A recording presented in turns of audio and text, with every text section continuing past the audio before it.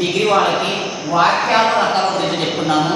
అందులో మొదటిది ప్రేరణాత్మక వాక్యం. ప్రేరణ అంటే మోటివేషన్, ఒక విద్యార్థిని ఎలా చదివించాలి అని దాని గురించి చెప్పేది.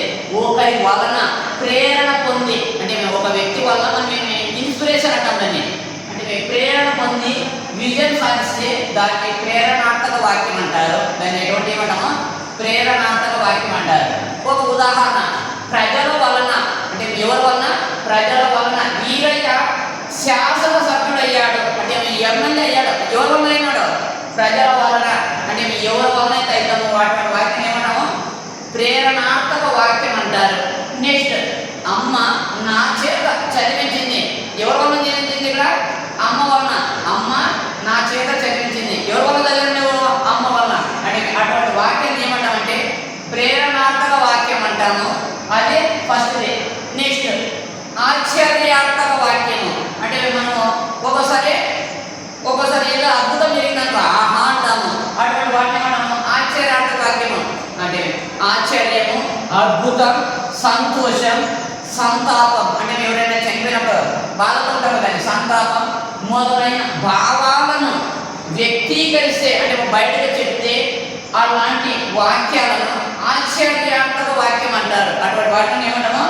ఆశ్చర్యాత్మక వాక్యం అంటారు. ఉదాహరణ, అయ్యో పాము కరవడం వల్ల చనిపోయాడా, అంటే మీ బాధతో అయ్యో పాము కరవడం వల్ల చనిపోయాడా. నెక్స్ట్, ఆహా ఎంత అందంగా ఉంది. ఇటువంటి వాక్యం ఏమంటారు అంటే ఆశ్చర్యాత్మక వాక్యము అంటారు. నెక్స్ట్, ఆశీర్వాదాత్మక వాక్యం. ఆశీస్సులు, అంటే మీ బాగుందని చెప్తున్నాం కదా, అంటే మేము చల్లగా ఉన్న అటువంటి వాక్యాలు ఏమంటామా? ఆశీర్వాదాత్మక వాక్యాలు అంటాము. ఆశీస్సులు తెలియజేసే వాక్యాలను ఆశీర్వాదాత్మక వాక్యం అంటారు. అంటే మీ ఆశీస్సును నువ్వు చల్లగా ఉండు, దీర్ఘమేవా, అంటే మేము ఎప్పుడైనా బాగుండాలి అని నేను పరీక్షలో విజయం సాధించవు గాక, ఈ పరీక్షలో విజయం సాధించవు గాక, కలకాలం సుఖంగా ఉండండి, దీర్ఘాయుష్మాన్ భవ.